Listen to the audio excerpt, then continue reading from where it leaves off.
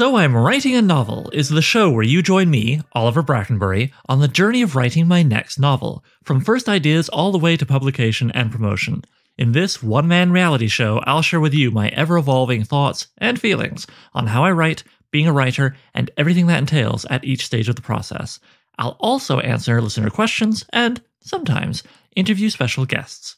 If you're the kind of person who likes to learn how things are made and get to know the people making them, then this is the show for you. This episode's topic is anxiety and writing, but I guess you know that if you've downloaded this, because, yeah, it's a funny thing about podcasting, eh? You want to be like this presenter and be like, oh, the topic is blah, but you've seen the topic. So, yeah, anyway, the topic is anxiety. The topic is anxiety and writing. This is something I've wanted to cover on the show since the very beginning, but the journey to my covering it didn't really begin until a message I received in early November of 2021. It was from Mike Harrington, a member of the Whetstone SNS Discord community tavern thing, you know, that I've mentioned on here a lot of times, fun online community that I really like. And it reads as follows. I got Mike's permission, don't worry. Hey Oliver, I just listened to the first episode of So I'm Writing a Novel. I so enjoyed your vulnerability, candidness, and the fact that you sounded like Ira Glass. So I'm Writing a Novel is like this Canadian novel life. I'm glad I found it. Having recently finally had enough of telling myself for 30 years that I was going to write, I finally started to really try. Though I've been dancing around it with teaching and writing courses, etc. It's scary AF, and I think I'm horrible, and I'm disappointed that at 52, I'm trying to climb a huge mountain. But I just have to try and see if there is a voice in there. And I always return to my first love, fantasy, sword and sorcery, the 80s D&D boom, etc. Don't know why I'm telling you this, probably because you opened yourself up. Thanks for that. I appreciate your posts on Whetstone and in the Goodreads group. I replied, Hi Mike. Right now I am fat and happy thanks to a big burrito, but what really makes me glad is reading such a kind, thoughtful message as what you've just sent me. Thank you so much for checking out the podcast. I hope you continue to enjoy it. Without turning into a public therapy session, I am trying to really be open, if only because I've become so very tired of the pressure to appear smiley and perfect at all times, a cliche of the film and TV industry as well as social media in general, I guess. And also, to help people who feel similarly not feel isolated.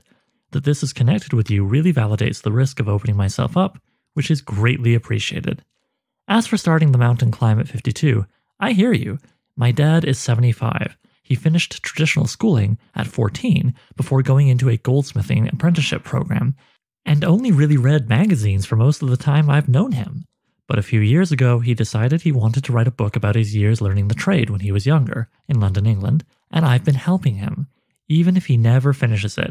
When I think of the joy he's taken out of learning this new-to-him skill, well, I know it's a real cliche online. The so-and-so famous author only started writing at X years old, and they created amazing book we all know thing. I can't promise you'll become one of those people.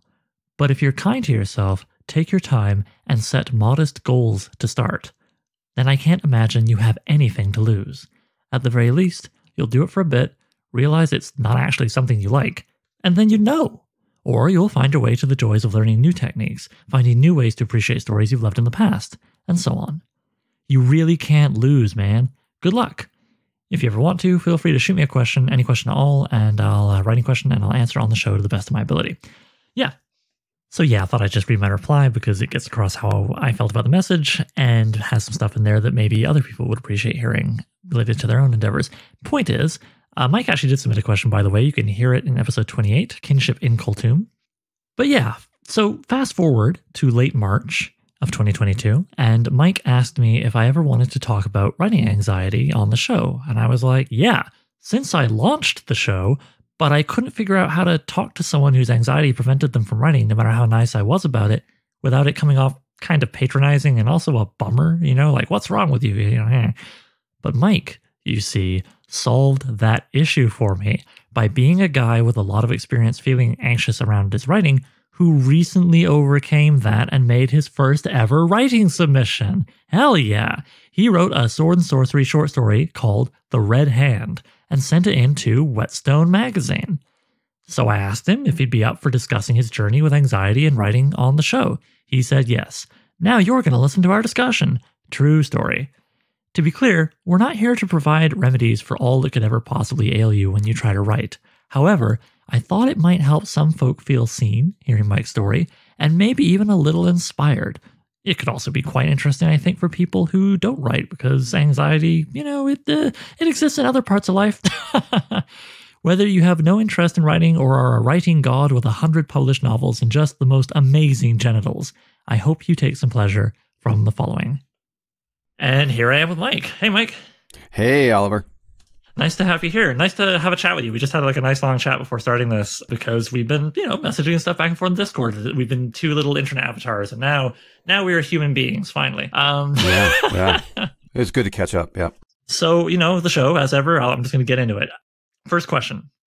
Do you remember when you first decided creative writing was important to you beyond, a school assignment or something? Like when you're like, wait, this is something that really matters to me. Yeah, that's an excellent question. And thinking about it, it really goes back to elementary school, really back to when I started playing Dungeons and Dragons back then. I'm going to date myself, 77 maybe. Oh, cool. So yeah, that was like AD&D first edition. Oh, basics. We're, pre-Redbox, pardon me. Yeah, pre-Redbox. I actually can remember having, was Blue, I think, right? Something like that. Way back when. My dad he worked in the toy industry, and I think he must have gotten a hold of it and given it to me. So yeah, back in those days when I had that, and probably got it before everybody else because of my dad being in the toy industry and being a game master and reading a lot of things like, I think I started out with Tolkien because I can remember reading that, and definitely Lloyd Alexander's was it the Chronicles? The Prydain series. Yeah, Prydain, yeah. And having box set of that, thinking about writing and doing that sort of thing back as far as that. So probably 5th, 6th grade, something, okay. back when I was a little bit younger. Yeah, when we were chatting before we started, you mentioned that it was definitely part of it was teachers or parents perhaps telling you like, oh, you're creative, like you got big ideas, man. I really felt that because the takeaway here is never encourage your child unless you are ready to have to deal with them wanting to be a writer. But yeah, like with you, I think it's fair to say, yeah. Right? I'm guessing from my own experiences, that was also part of it, right? You're told like, hey, you're good because you have ideas and you tell stories. Right. Do you think maybe that also was like the Freudian base level maybe as well of this being important to you? Yeah, I think you're spot on. I mean, there's one instance, and I totally remember this, and I will probably remember it for the rest of my life. I was in middle school, so I remember we were asked to write an assignment, and I would take assignments like that we were given to write, and I would just do something crazy on it. And I don't remember exactly what the assignment was, but I probably went off on a tangent and created some kind of fantasy thing from it. And I think we were asked to read it. And I read it during the class, and some of the kids were probably like, as they do in middle school, being not paying jerks. attention, whatever. Yeah, pecking order. And I remember and I can see her perfectly in my mind, but I can't remember her name. But she said, don't make fun of him. He's got a gift. And I'll always remember that. Now, the problem is with that is it's also sort of like the standard that gets held up. And I think it's moved into some of the reasons why I had anxiety and a problem, because on the one hand, I was told that, you've got something. And on the other hand, that's a standard of perfection that I don't know if I really ever could get to, because everything had to be perfect. Everything had to be the world-ending piece of work that I put out. You've got something means maybe you've got something to lose. You've got something to live up to. Yeah, I've got something to lose, got something to live up to, and I darn well better do it. Okay. Well, I think I've stepped on my own question a little bit here. So, hey, now who's making mistakes? But my second question here was going to be, was there something you found you got out of it, either the doing or even just the thinking about doing out of it? Like, I'm guessing some degree of pleasure, some degree of satisfaction. Yeah.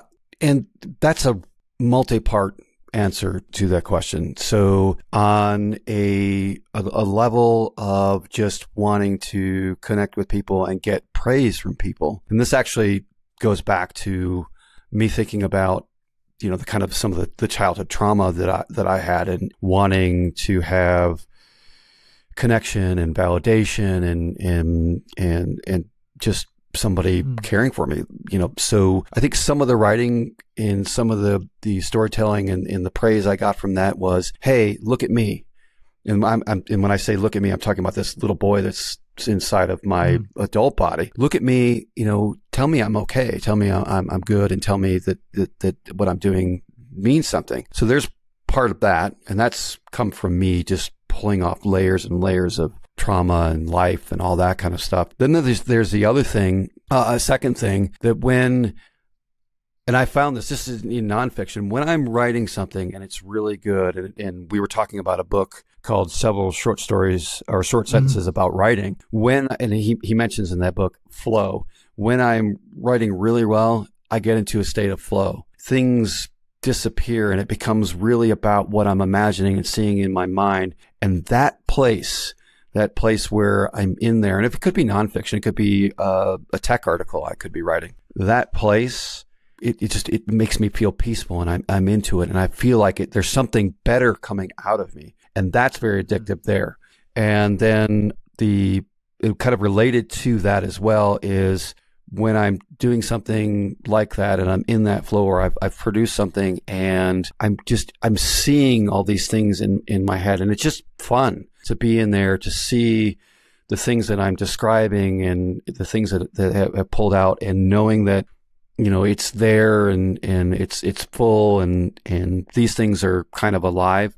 It's a way for me to experience a release from everything else. It's kind of like when you read good fiction and you're really into it, and you're like, wow, you look up and you've been involved in this world, and things aren't so bad around you for a little while, and you're getting, an escapism. Yeah, out of that. which, I mean, inherently escapism, as it's discussed, is a bad thing. But frankly, especially, say, I don't know, during a global pandemic, maybe sometimes it's okay to get a little escape, to get a little break, to not have your face mashed up against everything else all the time, constantly. It's valuable. And it's kind of neat with the writing thing, because it's like, yeah, being lost in someone else's story is one thing. Being lost in your own story and having that authority as well, and ability on top of the peace and chosen isolation is really, really, really something. Yeah. And the feeling of something coming through you. Yeah, it's all incredibly valuable. Like, if you could just like press a button and feel that, who wouldn't? Yeah. It came home to me too when I was reading the introduction to a series of stories written by David Drake, and I'm probably going to butcher the title. I think it's pronounced Vedius, or it's about a Roman soldier, and it's a series of stories that he put together in a book. And his experience, he went to Vietnam, and he was talking about people taking some of these paperbacks, the old Lancer paperbacks and things like that, and having them with them when they were out, on their tour. And just, even though it was somebody doing sword and sorcery or doing something, it was an escape to a different world that brought it to a different level. It was a moment when they didn't have to worry about all that other stuff that was going on around them. And that really spoke to me too, because that's kind of where I come from when I talk about the flow and that disconnection of just everything else, and things just seem, you're one, right? For me, I cease to be this separate consciousness, and I become one with whatever else is going on. And that's when the writing is, I'm not struggling with the writing or struggling with the editor in the back of my head. I'm just letting things go. It allows you to just not have to deal with that. And there's this oneness that comes up, kind of like, if you do meditation, sometimes you get to that point where your mind just quiets, and then all of a sudden your mind comes back and you think to yourself, where was I? Well, I wasn't anywhere, but I was part of everything at the same time. And to me, that's just a great place to be in. Absolutely. I'm curious if this is something you felt. For me, a big part of the pleasure of writing and the way it's really benefited me is talking about that oneness, that connection with the world. Also, that feeling of getting into the heads of people other than yourself. That's such a huge part of writing and reading to me, is the generation of, ideally, empathy. Now, of course, that doesn't mean that I've never been a jerk, that I'm some sort of, Buddha figure over here. A writer be an asshole. Who ever heard of that? J.K. Rowling has entered the chat. Anyway, but Yes, nice. But nice. Nonetheless, I do feel that I am more, to the best of my abilities, am more frequently considerate of others, or more frequently will later, maybe after an interaction that wasn't so great, we'll be able to look back on it and go, okay, stop being annoyed and actually think about, like, what are their motivations? What did they want? What was stopping them? Oh, that was me. Okay, all right. What could I have done better? Well, what did I want? It's just these very writerly questions you might have about your characters in a scene, because you want to portray people who feel like people and not little, like, chess pieces being moved around by the plot, let's say. Right.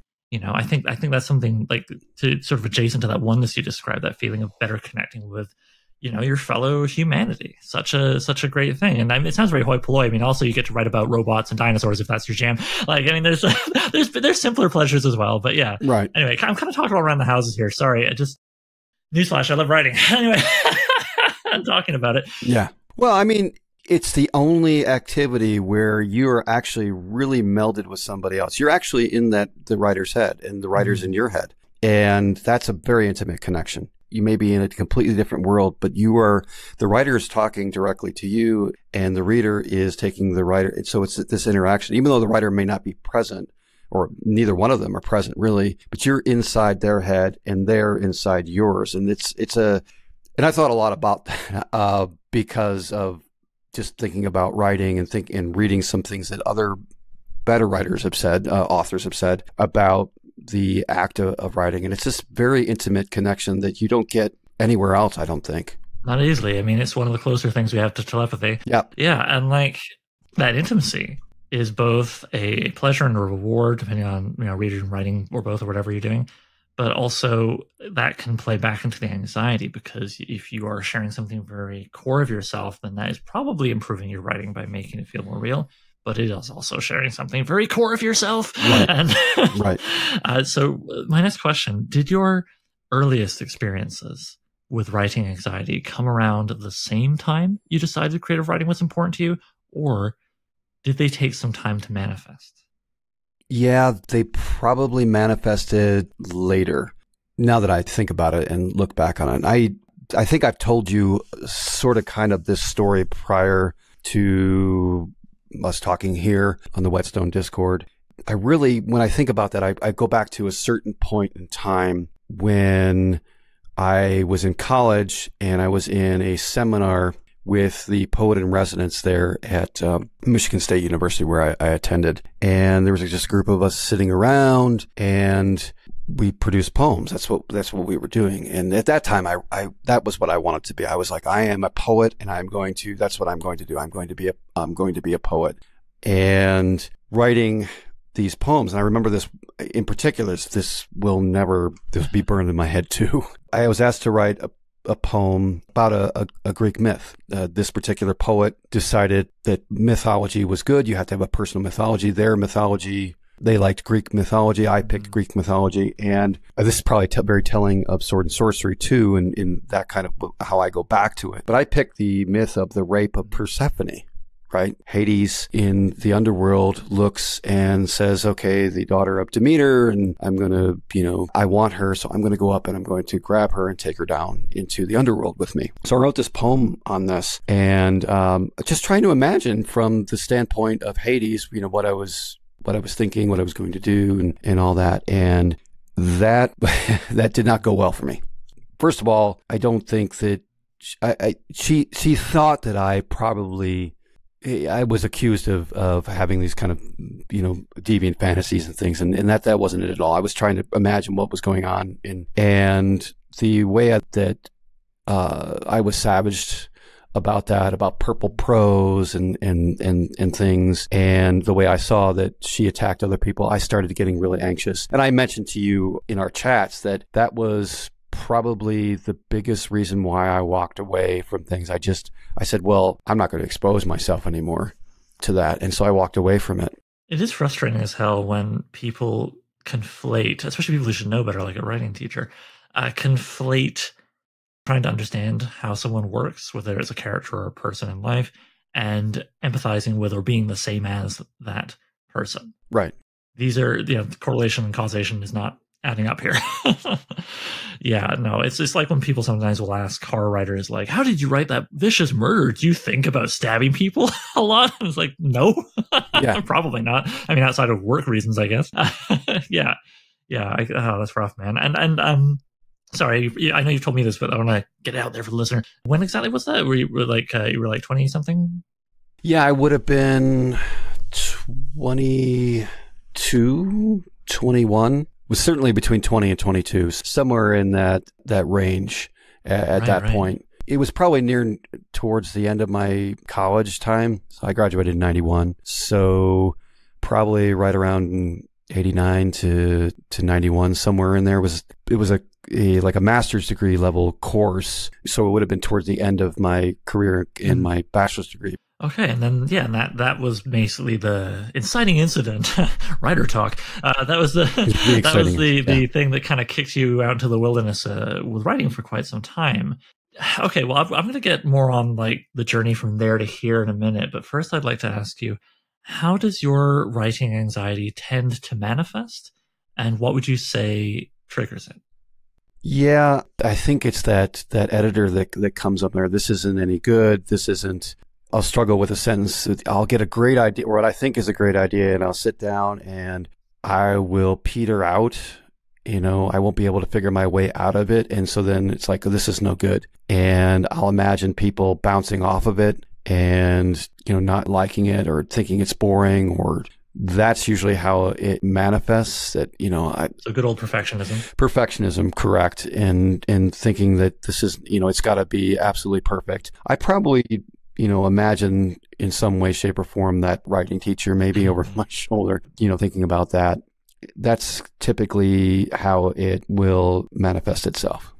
And is it what triggers it? Like, how far do you normally get? Do you write like a paragraph and then you're like, Jesus, or are you still outlining, or do you even get a whole draft and then look back over that draft? Like, or I guess it varies, I imagine, from work to work. But well, that actually brings up a good point. But usually it's a paragraph in, just to answer that part of the question. You mentioned outlining, and it could even just be one or two sentences. Because it's got to start as something feeling good, right? Like if you want to do it, you have that idea, you have that image, this is great, and then you start like expressing that through outlining or prose or both or whatever the heck however you're doing it, and then at some point it just goes and like takes that turn, right? Yeah.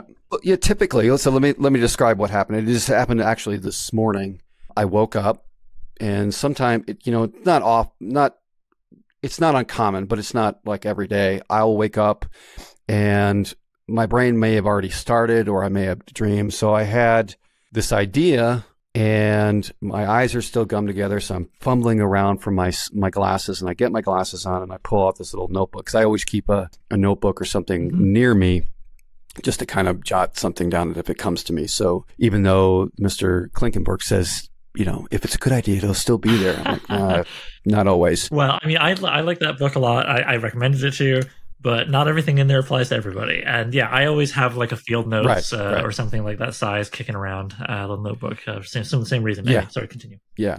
Yeah. And so having that book, and I actually took a page, though I'm not as detailed as you about keeping the writer's journal. I do have one based on what I heard on your show, and I've been keeping that, and it's been good for me. But in this case, this morning, I did not have it. I had a little field notebook, like you're saying, sitting there. So I grabbed that, wrote a few sentences down. The general image. Usually it's an image that comes to me, and usually the image has a character in it of some sort, somebody in there, something happening to it. Sometimes it's just a phrase. I heard a phrase the other day and I wrote it down because I was like, that sounds like a story somewhere in there. But it'd be like that. Maybe a couple sentences will happen and I'll turn it over. And if I sit down and start to work on it, the anxiety might come up. Like I'll stumble, I'll stop at a certain point. I'm like, where is this going? I can't, this is not going to go anywhere. This is terrible. It's a nice fragment. It's an image.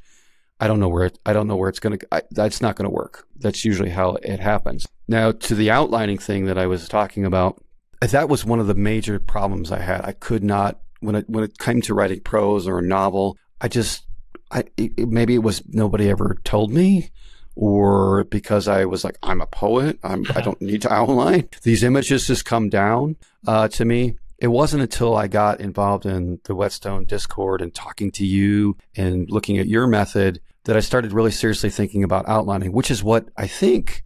Well, actually, I don't even think. I absolutely 100% know that's why I actually submitted a story. Because you felt it was on firm enough ground because you did outlining beforehand. Because I did an outline. Yeah, I knew it, when it wasn't like A, B, C. It was beats, right? That's outlining. General beats. Yeah. Well, yeah, absolutely. And the constraint of the word count actually helped me do that because I actually figured a 3-act structure and went through and said, okay, here's where I'm going to do in the opening, here's what I'm going to do in the middle, and here's what I'm doing at the end. And just beats in between there, knowing the big full meat of it is in the second act, so to speak, and was able to come up with a couple beats, and those were just guideposts, and then I just let everything go from there. I need to remind myself how to do that. It's funny, the way the order of recording and releasing here, the episode hasn't come out yet in our timeline, but by the time this thing we're doing is out, it will be out.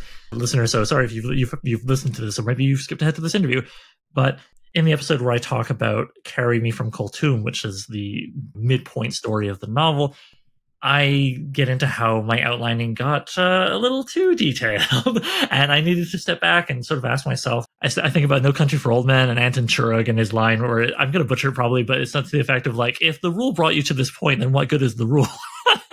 and I had me in all my detail. You know, I've had other people listen to the show tell me like, man, your approach for outlining is super detailed, Oliver. And I'm like, yeah. And I had to step back and ask myself, like, wait, hang on. This is starting to become too much work. It's starting to hold me up. It's starting to get in the way of, or at least prevent me from getting to it sooner, the kind of natural discoveries you make when writing the actual draft. So, you know, I guess my point is you can always swing too far in any direction, right, with what you're doing. And it sounds like you found what worked for you because you wrote the dang story and set it in. So, you know. And maybe the next story you'll want more or less detail, right? Because, I mean, it can change from story to story. But for this thing, that worked. Well, that actually makes me, when you were saying that, it makes me think of another point. That's anxiety for me right there. You to talk about being too detailed. I think some of the anxiety that I had in actually completing things is like, I cannot do an outline. Or it's not detailed enough, or I'll find myself, because I've taken that, you know, I completed the story. So I started, and I've read, like anybody else, I've read so many different methods, and, you know, this snowflake method or this method or that method, all these different methods. And I find myself just consuming those things and never writing. Yeah. Because if I could just get the magic bullet, if I could just get I'll just sit down and it'll come out. And there's a reason why writers say it's a lot of hard work, because it is. It's a lot of hard work, but it's work that you are willing to do. And in fact, I was probably just reading that in Klinkenberg. He was like, if it's work that you enjoy doing, you're going to do it. And in that, I found that to be so true in my real life. If it's something I like doing, I'm going to do it. And I'm going to do it, and you don't even need to pay me because I'll go do it. But fucking pay writers. Sorry, Harlan Ellison's ghost came out of me for a second there. Go on.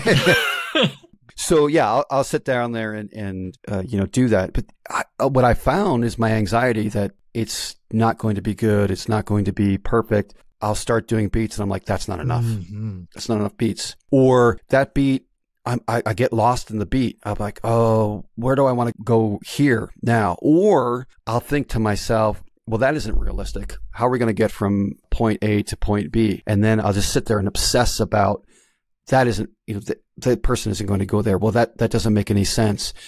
And it prevents me from writing, actually sitting down and doing a damn draft, because I'm too obsessed and anxiety ridden about the details, instead of just writing it and then going back and saying, okay, what's the kernel there? What's the thing? What can I take out of that? And even if it's something that I just throw away, it's probably going to spur another idea. I mean, this is Mike sitting here saying in his spiritually centered place right now, talking to Oliver, and, you know, I can rationalize these things and feel good about them. This is not me when I'm sitting in front of the keyboard and staring at that and going, I have no idea. Or in my notebook going, this is crap.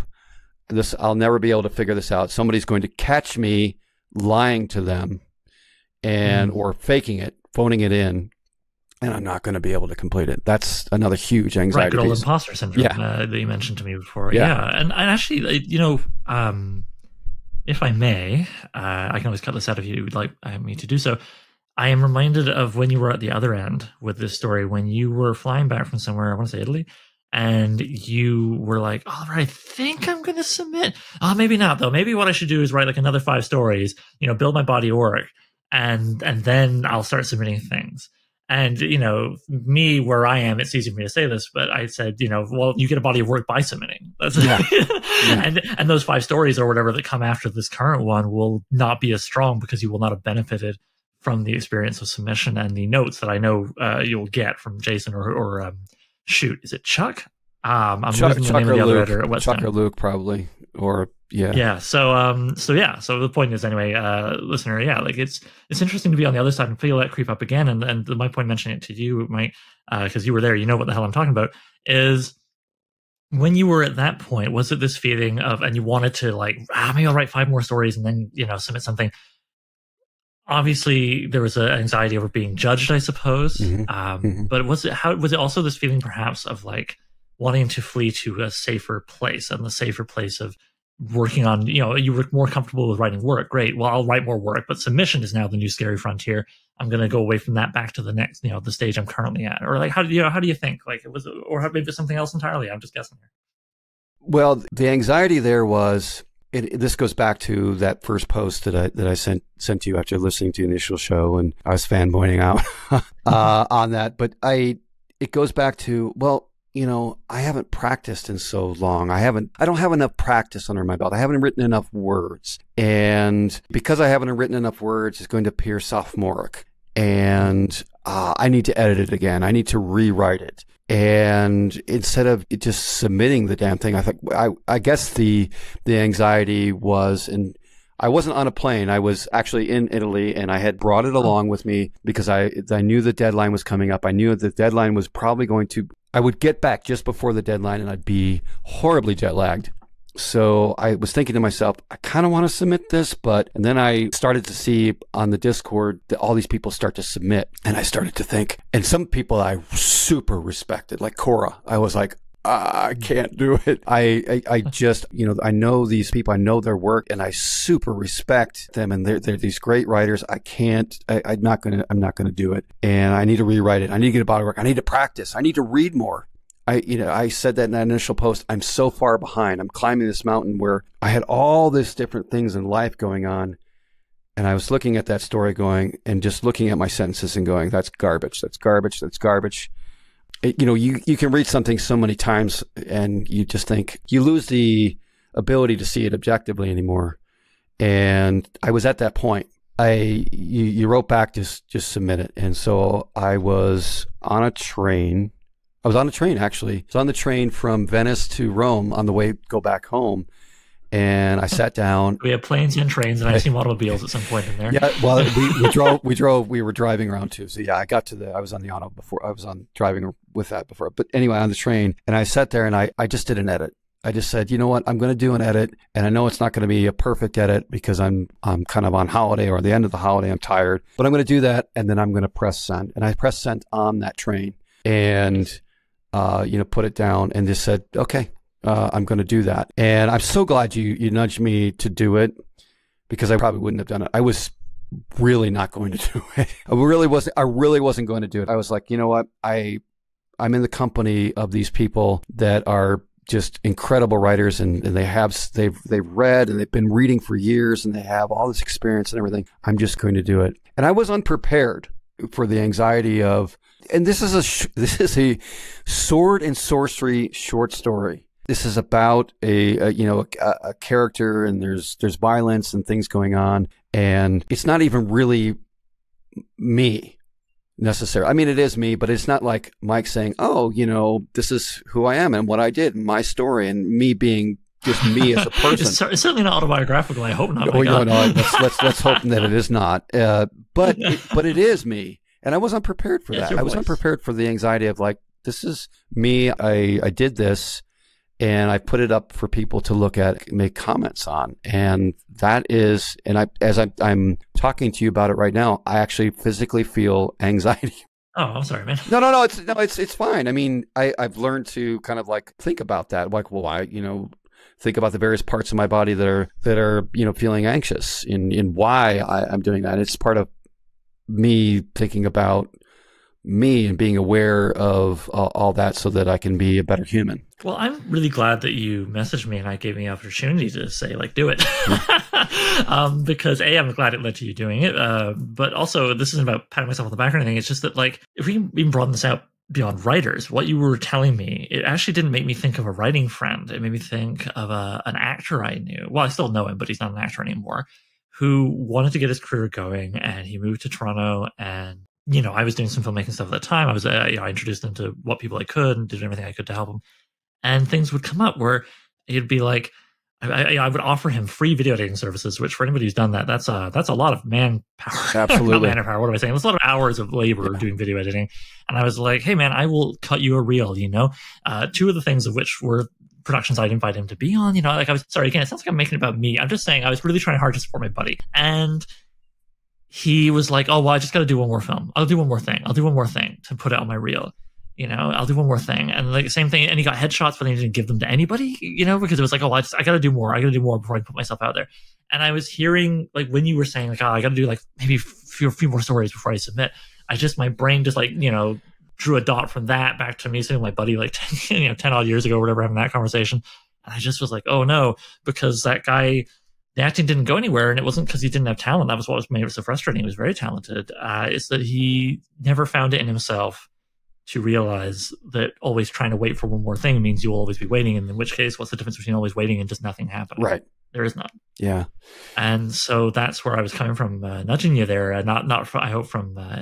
I think you took it fine, but there's always a little worry when you nudge someone hard, where you're like, no, just do the thing, that you might sound like you're being cruel to them, or that you also worry that you are expressing something of yourself. There's always good old projection, right? Maybe I was having trouble to do something, and I was like, it's easier to yell at some other guy to do a thing instead of me. Yeah. So it's kind of funny because there was actually a little anxiety on that side of it. So we're all a bunch of nervous little, monkeys who can drive and use computers now, aren't we? Yeah. But it worked out. So very awesome. Yeah. And you had mentioned mentorship, and I was thinking about that leading up to us talking this morning, and how it's so important to have people that we talked about that bad professor. The teachers and mentors in your life really make a difference, and you can spin off and go into different directions just based on that, because we are those nervous little monkeys that are using computers and driving cars now, and we have such ridiculous anxiety over things that don't matter. And it's that imposter syndrome. Well, I can't produce this because this person has this encyclopedic knowledge of X, Y, or Z, and they've read I got to read 7 more books by Robert E. Howard before I can possibly, do this, or I've got to be able to read all this history and do all this research before I can start writing something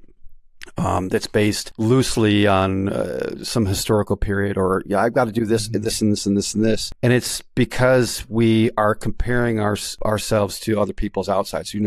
We have absolutely again, this is Mike being spiritually centered right today. And, we compare ourselves to other people's outsides and their body work. We have no idea what happened. We have no idea. It just looks to us like today they were able to do all this stuff. They have no idea for all that work that happened underground before you're actually that work, all that support from other people. Right. It's cliche, but books are not written by one person. Absolutely. They might literally be written by that one person, but there's editors, there's partners to support you, and so on and so on. Right. And there's this culture, and I guess it's Western culture, and I'm including your country and my country as part of that, the kind of the thing, even though here in the United States, everything is about being the United States, but there's the mythology of the genius writer, the genius painter, the genius musician, that in there, like you said, it isn't that at all. In order for a film to come out, the director has a vision, there's a writer that happens, and unless the director is the writer at the same time, but they take the work. So the writer or whoever it is pushes that, then the director takes that, and then it goes, the actors are contributors into interpreting what the writer put down. So they're breathing life into that. And then it gets to the editing room, and then you have, like you were saying, you have somebody that's putting hours and hours and hours of work in trying to pace things and make things, so there's this whole thing. But when it comes to, the work coming out, we talk about the director. We don't talk about the writer. We don't talk about. Yeah, well, this is where I'm going to stop myself from uncorking a whole rant about the auteur theory, Fresh New Wave, or whatever. But even outside of creative stuff, right? Like anyone who's listening to this, that was Truffaut's fault, by the way. Pardon me? That was Truffaut's fault for auteur. Yeah. Anyway, I'm just like pushing that down right now. But also, I think this is very relevant to worlds outside of creative output. Anyone who might still be listening this deep into the episode who doesn't write, first of all, thank you. Second of all, it's worth considering the myth of the self-made man. Mm-hmm. There's no such thing. Every single one of those guys, there were people that are like, oh, Bill Gates started this out of his garage. Well, there was a 6-figure loan from his mom, if I remember correctly. Yeah. Just every single one of those guys. And sadly, they're all guys.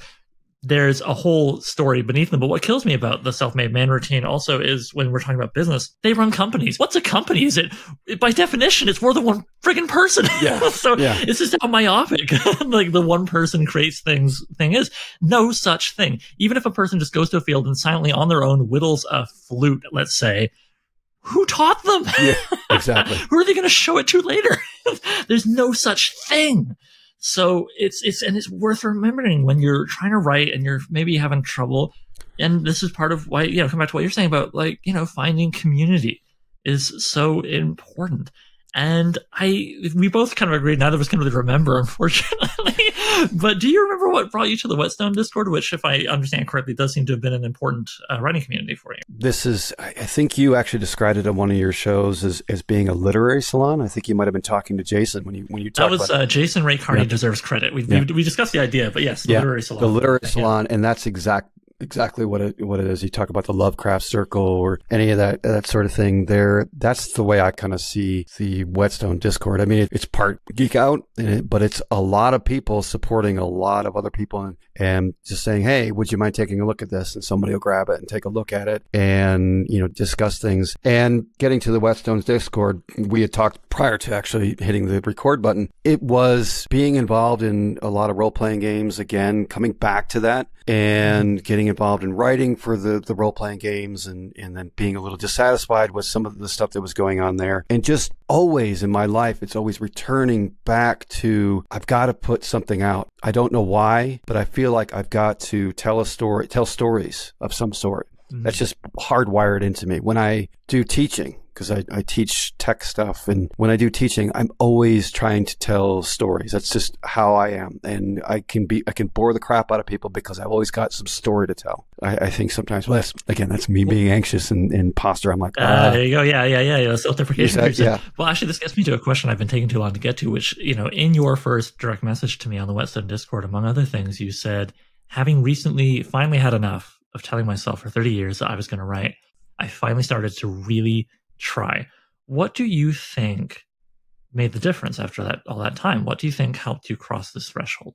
That's a really interesting question. I think that I felt safe in the Whetstone Discord. I know you said you had some anxiety about giving me advice, but I know where it comes from. And I think that's because I've heard your humanity come through on your podcast and, in the observations of how you've talked on Discord. I've heard that. So I felt safe talking to you about it. And when I look at the Whetstone Discord and I look at the purpose of it and I look at what people are talking about, and we talked about me going away from social media because of some of the bizarre things that were going on. Too much.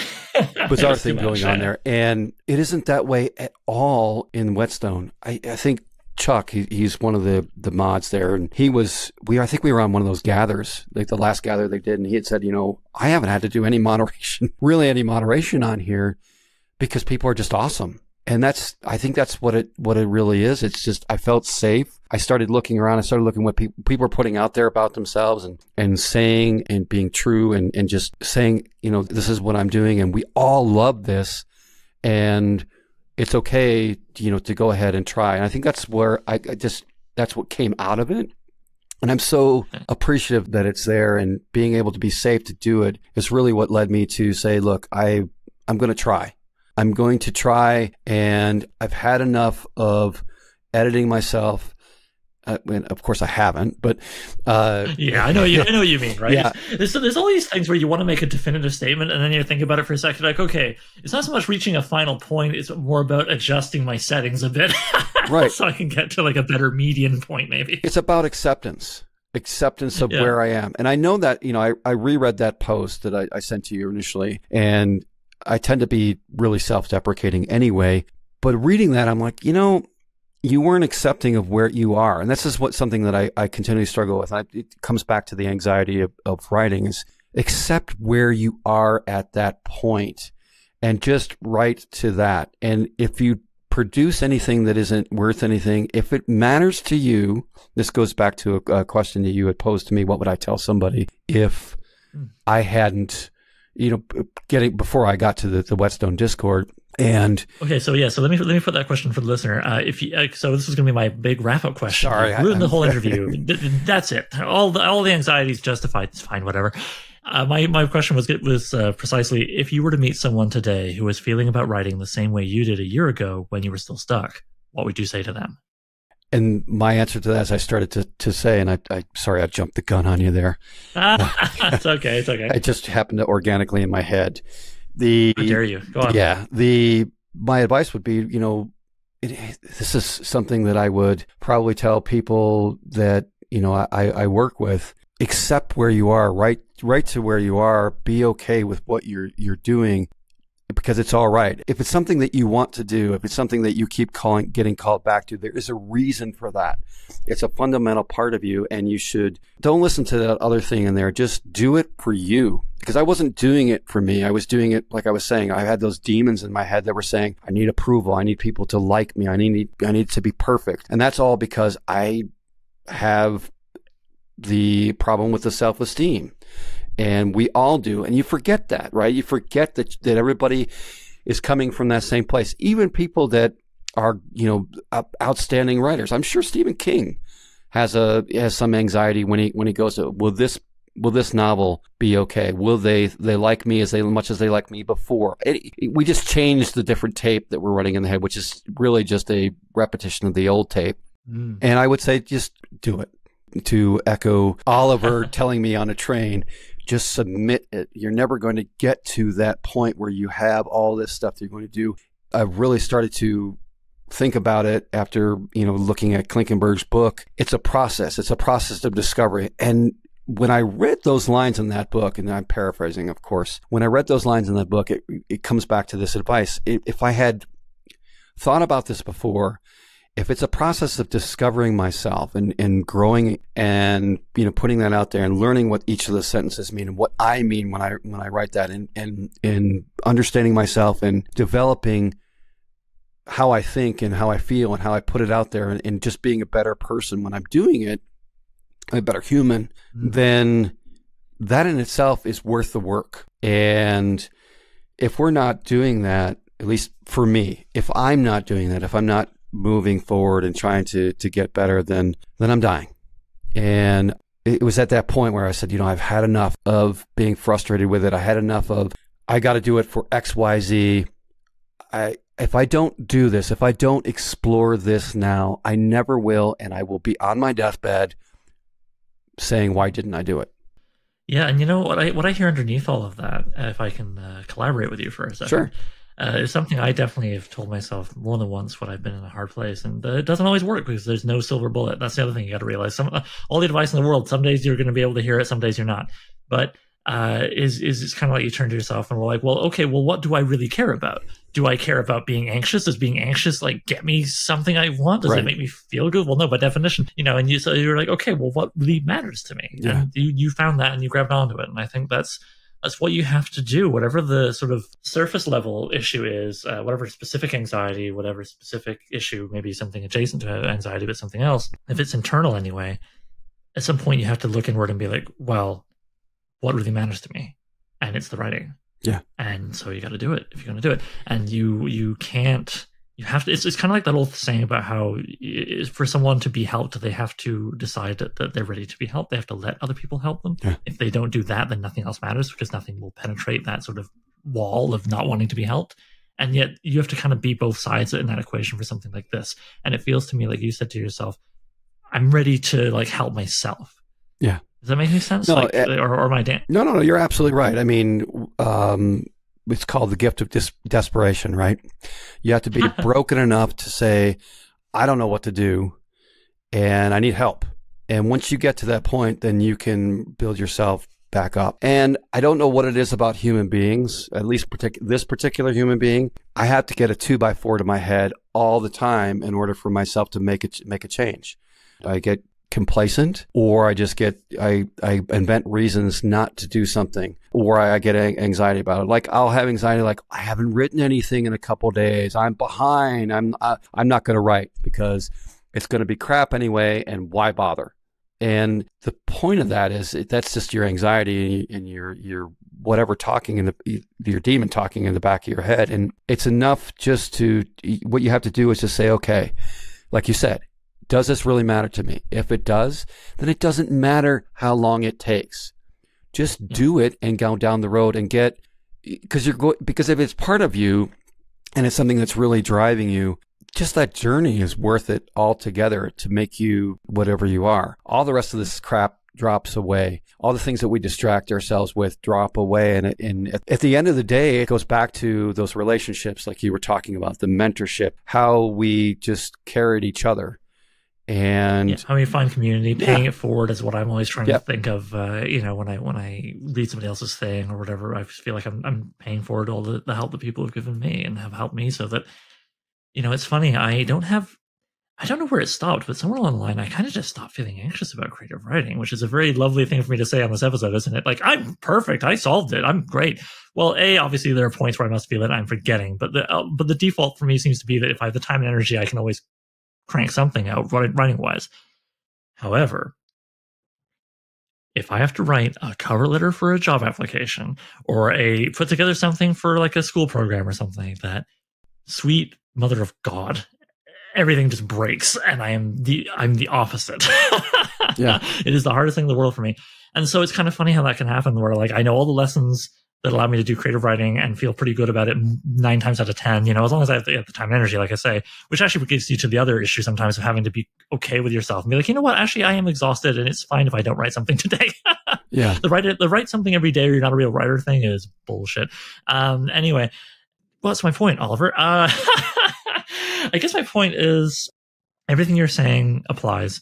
And I just hope also that anyone hearing this who maybe is unable to write for external reasons of exhaustion or illness or whatever, please also remember that it is important to know when you don't have the resources, mental and physical, to do something, and that's okay too. Right? Absolutely. I just feel so much of all this stuff we talk about, like I said sort of earlier, it's not about finding one definitive point and then struggling to stay at that one place forever. It's knowing that you're kind of going to swing back and forth between two poles. Some days you're not going to have it in you to write. Some days you are, and you just got to try and navigate so that there's more days that you can, do what you can to craft things and be cool with yourself when the days don't work out. All right. I got a couple quick questions and then we're going to be done. The story, The Red Hand is the name of your story. Right. How long was the road from your first idea for it through to submission? Like rough approximate timeline. Approximate timeline would probably 2 to 3 months, maybe something like that. When I had the initial idea, there was a bunch of other ideas that came prior to that eventually that one is the one that came out. And well, I'm not going to discuss the actual what was the inspiration for that. There was a number of different inspirations for that. I don't really know why that one coalesced, but it did. The outline came. Was it just the strongest feeling? Were you just kind of falling like a water dowser? Like this story. Yeah, pulls me the hardest. Yeah, I was watching a masterclass with James Patterson, and he was talking about keeping he had a notebook, and he would just, when it was come time to write a new book, he just goes through and he looks at whatever idea seems to stick. That's what this one was, the one that stuck. This is the one that the outline came, the 3-act structure came perfectly. Well, not perfectly, but it came to where I'm like, I could actually write this one, because I'd stopped and started a number of other different stories that just kind of petered out, even though I tried to outline. This is the one that seemed to work. Nice. And what do you like most about The Red Hand? What do you feel are your strengths as a writer? No self-deprecation allowed. I will press a large air horn button if I hear any. I think the thing that I like the most about that story is the atmosphere that I was trying to invoke in the story. It's very much a story about vengeance and about screaming into the void there. And I think that what I like about that, and when I'm thinking about that, is just some of the imagery too that I pulled out from my brain and put in there. I tried to, well, very much to be poetic on it. There's not a whole lot of dialogue. There's like 3 lines of dialogue in that story. I liked that. I thought that was a strength, man. A lot of people drown their early stories in dialogue. Yeah, I consciously tried to, and probably in the note that you have somewhere, I tried very much to make it like you were watching a movie. And to me, that experiment on there was something I really enjoyed trying to get across. And remember, I'm not asking what do you think was perfect. Now, let's forget that word. But what do you feel, at least in this story, are your strengths as a writer? Did you feel better about your pacing, your rhythm, that bit of dialogue that you had, or your imagery? What was something that within that, what facet of it really felt like, yeah, this feels good? I know I got stuck in the middle part, so a little bit. I think I really liked the imagery the most, because that's what it all started out with. It all started out with the central character, in particular, one facet of that central character. And where I imagine was it's towards the climax of the story where the central character is just screaming. And that was the central image that really started everything off. And then pieces of it started to come in other way. And so that particular image is something that I really, really enjoyed. When I think about that story, that's the image I think about. And you feel the way you expressed that image and other imagery in it was strong. Yeah. Because I would be inclined to agree, frankly. Yeah, that to me was the strongest part of the story, the part that I enjoyed the most, because there's something about that particular image that really, I can actually physically, you always talk about physically feeling things. I physically feel that hook in me when I think about that particular scene. Well, we'll talk more about it off mic, but I think I told you there was one part about midway, actually, that kind of made me snap my head back from the page and have a little like, holy shit reaction. And yeah, it was some of your imagery, man. You really paint a vivid picture. And I look forward to more of those pictures. Okay, so normally when I wrap things up, I ask the guests to state the address for their author website, stuff like that. But you're not there yet. And you have been very wise in some respects, I would say, by pulling back from social media. So instead, I'm thinking, we've both been discussing several short sentences about writing, which I think it's fair to say both of us give a big thumbs up to. Listener, if you want to check that out, I think it's great. I recommended it to Mike in part because I felt it really helped declutter one's mind and kind of remind you of really core things about writing that you almost certainly already know. It's that kind of thing. And I love that. Really, real breath of fresh air. So what I'm thinking is, how about you recommend an online writing resource you've gotten a lot out of that you think people should check out? Something people don't have to have any money, just internet access, Well, get involved in the Whetstone Discord if you can do that.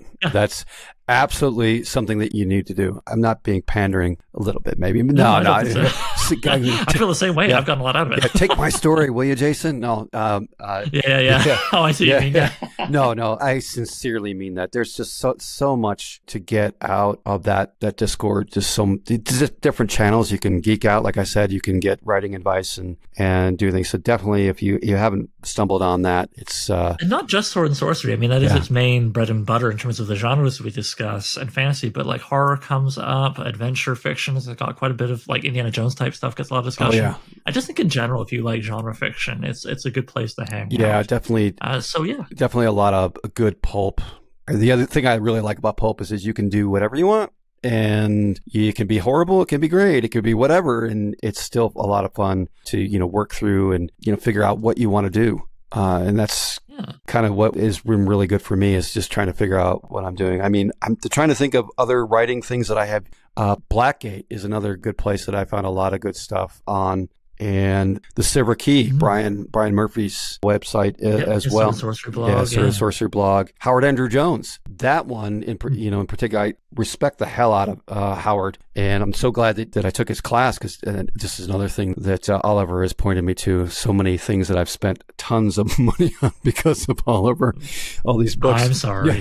No, it's all good. I'm looking at it, actually, Imaginary. There's this new solid gold writing book you should check out, by the way. I'm looking at Imaginary Cities. It's over the corner there. That another one that Oliver pointed out. He's got just some fantastic things to put on your to be read pile. But Howard Andrew Jones, his blog has a lot of free writing advice. And Howard is not only is he an amazing writer, but he is a fantastic teacher too. And I was alluding to a class that Oliver talked about that I went and I took on his class on writing heroic fiction. And I mean, it was only like a couple hours, but probably the most, and I didn't spend a whole lot of money. I think it was like $50 US. It was pretty reasonable. Pretty reasonable, but it was probably the most I'd ever gotten out of any writing course that I'd ever done. And I don't know why. I don't exactly 100% know why it was, other than we really dug into those little paragraphs, those little things that he put out there. And the openings, yeah. And I think it was his passion and everything too. I also like... on his writing site, by the way, I just want to stress anyone listening who's thinking, well, I don't write heroic fantasy. Again, that is clearly Howard's jam. Yeah. However, his writing advice can apply outside that genre. Absolutely. I think like most of the best writing advice, like genre is the icing on the cake. It's not the cake. Yeah, and Howard's well read across a wide spectrum of things, and he actually advocates that. I mean, the heroic writing class, he had things that were in the excerpts that we were studying that were detective fiction, and they're really well written detective fiction. And Howard, he comes from a widely read area too, and that was another piece of advice I took, is like read everything, because you don't know when it's going to come into, it's going to come into. Or even if read everything sounds intimidating, because that comes back to something we were talking about earlier, right? Like, I got to read like 700 books and then I can write a story. No. Read broadly. That's a better way to state it. Read broadly. There we go. I just edited you. Yeah. No, absolutely. That's nice. what I meant. That's exactly what I meant. See? That's what you need a good there mentor. You go. It's also much easier to edit someone else than yourself. Let's be real here, right? But yeah. Okay, cool. So yeah, I'll link to those things in the show notes, listeners. That's easy to click on. Yeah. As of this recording on April 16th, 2022, we do not yet know if The Red Hand has been accepted or rejected by Whetstone Magazine. But I would say whether it gets in or it gets sent back with some thoughtful notes, something, again, I know the Whetstone boys are good about, you have had a victory. Absolutely no argument. All right. I look forward to reading your second writing submission whenever that happens. Yeah. Until then, thanks again for coming on the show to discuss all this. I really appreciated it. Yeah, thanks a lot for having me on, Oliver, and thanks a lot for being just an awesome person. It's really helped me a lot. I do my best. Thanks, man. So I'm Writing a Novel features original music by Gloria Guns and is hosted by yours truly, Oliver Brackenbury. If you'd like to submit a question, then please email it to soimwritinganovel@gmail.com. Bonus points if you record yourself and send me an MP3 I can cut into the show. Doesn't have to be fancy. Using your phone is fine. Just keep it clear and concise. You can also holler at the show on Twitter. Look for @so_writing. That's @so_writing. Please consider sharing the show with anybody who might like it, leaving a review on Apple Podcasts, and checking out patreon.com/soimwritinganovel.